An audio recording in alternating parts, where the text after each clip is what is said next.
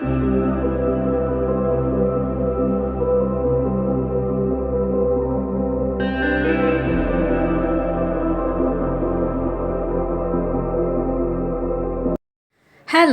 Everyone.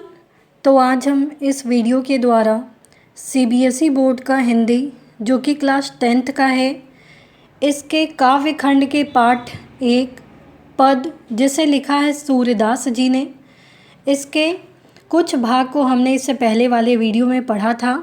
अगर आपने वो वीडियो नहीं देखा है तो पहले आप उस वीडियो को देख लें ताकि आपको ये चैप्टर और ज़्यादा अच्छे से समझ में आए। तो आइए इस भाग को स्टार्ट करते हैं। ठहरता हमारे हरि हारिल की लकड़ी, मन क्रम बचन नंद नंदन और यह दृढ़ करी पकड़ी, जागत सोवत स्वप्न दिवस निसी, कान कान जकरी, सुनत जोग लागत है ऐसो ज्यों करुई ककरी, सो तो व्याधि हमको ले आए, देखी सुनी न करी, यह तो सूर्य तिन्ही लय सौंपो, जिनके मन चक्री। यहाँ पे अवधि कहने का अर्थ क्या होता है ये हमें जानना है। तो अवधि हो जिसका मतलब है कि समय, तो ये किस समय की बात हो रही है? जब उद्धव जाते हैं गोपियों के पास और किस प्रकार से उनमें बात हो रही है, ये उस अवधि की बात हो रही है।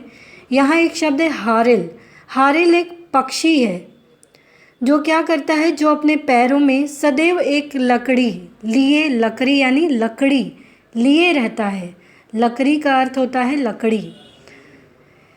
नेक्स्ट है यहाँ नंद नंदन, जिसका अर्थ है नंद के पुत्र श्री कृष्ण। दृढ़ करी अर्थात दृढ़ यानी मजबूती से, पकड़ी यानी पकड़ी, निशी यानी रात, दिवस यानी दिन, निशी यानी रात, जकरी यानी जकरी जो लिखा है यहाँ रटती रहती है या जकड़े रहती है। करोई का अर्थ है कड़वी। सू का मतलब है वह। व्याधि का मतलब है रोग या पीड़ा पहुंचाने वाली कोई वस्तु। देखी सुनी न करे, यह तो सुर तिन्ही का मतलब है उन्हें। मन चक्री का अर्थ है कि जिनका मन चक्र के समान घूमते रहता है। तो इसका अर्थ क्या हुआ? गोपियाँ उद्धव को संबोधित करती हुई कहती हैं कि श्री कृष्ण हमारे लिए हारिल पक्षी की लकड़ी की तरह है, जिन्हें हम छोड़ नहीं सकते, क्योंकि हारिल पक्षी क्या करता है, हमेशा अपने पैरों में एक लकड़ी पकड़े हुए रहता है। तो गोपियाँ भी कहती है कि हम सब भी उसी लकड़ी के समान हैं। हारिल पक्षी अपने पैरों में पकड़े हुए लकड़ी को किसी भी स्थिति में नहीं छोड़ता है, तो गोपियाँ भी कृष्ण को नहीं छोड़ना चाहती हैं। वैसे ही हम अपने श्री कृष्ण को छोड़ने में असमर्थ हैं। हम अपने प्रिय कृष्ण को मन, क्रम, कर्म, वचन से अपने हृदय में बसाए हुए हैं। हम सोते जागते, स्वप्न में, दिन में, रात में सदैव श्री कृष्ण की रट लगाए रहती हैं। तुम्हारे द्वारा दिया गया योग संदेश कड़वी ककड़ी की तरह प्रतीत होता है, जिसके प्रति किसी प्रकार की रुचि नहीं होती। योग साधना तो हमारे लिए ऐसा रोग है जिसके बारे में न तो पहले कभी देखा, न कभी सुना और ना ही कभी भोगा है। हे उद्धव, योग साधना का संदेश तो उन्हें देना उचित है जिनका मन चक्री की तरह घूमता है। चक्री यानी चक्र की तरह घूमता है, भटकता रहता है। हमारे लिए श्री कृष्ण अनन्य है। तो योग साधना का उपदेश तो आपको उन लोगों को देना चाहिए जिनका मन घूमता रहता है, लेकिन हम सभी लोगों का मन यानी हम सारे गोपियों का मन तो एक जगह ही स्थिर है, वो है श्री कृष्ण में। तो ये चाहे हम सोते जागते, स्वप्न में हो, दिन हो, रात हो, सदैव हम सब श्री कृष्ण का रट लगाए रहती हैं। तो ये जो योग का संदेश जो कड़वी ककड़ी की तरह हमें लगता है, तो ये हमें अच्छा नहीं लगता, रुचिकर नहीं लगता है। तो ये सारा ज्ञान है, ये जो योग साधना, ये हमारे लिए रोग है। रोग मतलब ऐसा जो कि हमें पीड़ा देता है और जिसके बारे में न हमने पहले कभी सुना है और न कभी ऐसे रोग को सहा है। तो हे उद्धव, आप ये सारी जो संदेश है ये तो आप उन लोगों को दीजिए जिनका मन चक्र की तरह घूमते रहता है, भटकते रहता है, लेकिन हमारे लिए तो श्री कृष्ण ही हमारे सब कुछ हैं। नेक्स्ट है, हरि है राजनीति पढ़ी आए, समुझी बात कहत मधुकर के, समाचार सब पाए। एक अति चतुर होते पहले ही, अब गुरु ग्रंथ पढ़ाए, बड़ी बुद्धि जानी जो उनकी, जोग संदेश बठाए। उधो भले लोग आगे के, पर हित डोलत धाय, अब अपने मन फेर पाइए, चलत जो होते चुराए। ते क्यों अनीति करे आपुन, जे अनीति छुड़ाए।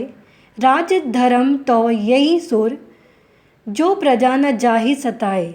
जिसका अर्थ है मधुकर, मधुकर का अर्थ होता है भौरा। चतुर, चतुर का अर्थ होता है योग्य। हुते, हुते का मतलब होता है थे, चतुर थे। पठाए यानी भेजे, पठाए का अर्थ होता है भेजे। नेक्स्ट है आगे के यानी पहले के। पर हित, पर यानी दूसरा का हित यानी दूसरे की भलाई के लिए। ढोलत धाय, ढोलत धाय जिसका अर्थ होता है घूमते फिरते थे। पाई ही है, पाई ही है का मतलब होता है प्राप्त कर लेंगी। अनीति यानी, अनीति का अर्थ होता है अन्याय। आपुन यानी अपना, आपुन का अर्थ होता है अपना। तो इसका अर्थ क्या हुआ कि गोपियाँ निसंकोच उद्धव से कहती हैं कि हे भ्रमर रूप उद्धव, अब तो श्री कृष्ण ने राजनीति पढ़ ली है। ये भ्रमर उद्धव को कहा जा रहा है। आपके योग संदेश को सुनकर पहले ही समझ गई थी, किंतु अब समाचार जानकर पूर्ण विश्वास हो गया है कि श्री कृष्ण राजनीति पढ़कर और चतुर हो गए हैं। हे उद्धव, आप पहले ही चतुर थे, उस पर भी आप अपने गुरु श्री कृष्ण से राजनीति का ग्रंथ पढ़ आए हैं। राजनीति का ही यह प्रभाव है कि बुद्धि चातुर्य में श्री कृष्ण इतने कुशल हो गए हैं कि योग का ही संदेश भेज दिया। हे उद्धव, पहले के लोग कितने भले थे, जो दूसरों की भलाई के लिए भाग चले जाते थे या भागे चले आते थे। इतना सब जान लेने पर तो हम इतनी तो आशा करती हैं कि हमारे मन को श्री कृष्ण ने जाते समय चुरा लिया था, उसे हम पुनः प्राप्त कर लेंगे। आश्चर्य यह है कि जो श्री कृष्ण दूसरों को अन्याय करने से रोकते रहे, वे स्वयं अनीति यानी अन्याय के रास्ते पर क्यों चल पड़े हैं। वे प्रेम के स्थान पर योग संदेश भेजकर हमारे ऊपर क्यों अन्याय कर रहे हैं। उनको राजधर्म भी नहीं भूलना चाहिए। राजधर्मानुसार प्रजा को न सताकर उसकी भलाई का ध्यान करना चाहिए। तो यहाँ पे गोपियाँ क्या कह रही हैं कि उद्धव, आप एक भ्रमर की तरह हो, भौरे की तरह हो। अब तो क्या हुआ कि श्री कृष्ण ने भी अब राजनीति पढ़ ली है कि किस तरीके से कार्य करना चाहिए। आपके योग संदेश को, आपने जो हमें संदेश भेजा है, वो हम लोग पहले ही सुनकर समझ गए थे कि ये जो समाचार है ये ज़रूर श्री कृष्ण ने राजनीति पढ़कर, और भी ज़्यादा वो राजनीति पढ़कर बहुत ज़्यादा चतुर हो गए हैं और उन्होंने ऐसा संदेश हमें भेजा है। तो उद्धव, आप तो पहले से ही चतुर हैं और उस पर भी श्री कृष्ण की जो चतुरता है, उनकी जो राजनीति है, आप वो भी पढ़कर आए हैं। ये तो राजनीति का ही प्रभाव है, पॉलिटिक्स या राजनीति का ही प्रभाव है, जो बुद्धि और उसके चातुर्य में व्यक्ति इतना ज़्यादा कुशल हो जाता है, इतना ज़्यादा योग्य हो जाता है, क्योंकि जिसने राजनीति पढ़ ली वो बुद्धि और चतुरता में काफ़ी ज़्यादा कुशल हो जाता है। इसीलिए तो ये योग का संदेश भेज दिया। हे उद्धव, पहले के लोग ही अच्छे होते थे, जो कम से कम दूसरों को पीड़ा में देखकर खुद दौड़े चले आते थे। लेकिन अब तो ऐसा हो गया है कि सब कुछ जान लेने के बाद भी कोई पूछने को नहीं आता। तो ये तो इतना तो हम लोग उम्मीद रख ही सकते हैं कि श्री कृष्ण ने जाते समय जो हमारा समय, हमारा वक्त, हमारी अवधि जो चुराई थी, वो हमें पुनः मिलेगी, फिर से मिलेगी। लेकिन अब श्री कृष्ण क्या कर रहे हैं? श्री कृष्ण तो ऐसे थे जो दूसरों के ऊपर अगर अन्याय हो तो उसे रोकते थे और खुद उस अन्याय के खिलाफ खड़े हो जाते थे, लेकिन अब तो वो खुद ही अन्याय कर रहे हैं। तो ऐसे योग संदेश को भेजकर हमारे ऊपर आप लोग अन्याय मत करो। उनको बता दो कि उनको राजधर्म जो है, उनका राजधर्म है, वो उनको भूलना नहीं चाहिए। राजधर्म के अनुसार क्या होता है कि कोई भी अपने प्रजा को सताकर भला नहीं करता है, बल्कि प्रजा को नहीं सताना चाहिए और प्रजा का ध्यान रखना चाहिए। यही उनका राजधर्म है। तो ये उद्धव से गोपियों की बात होती है।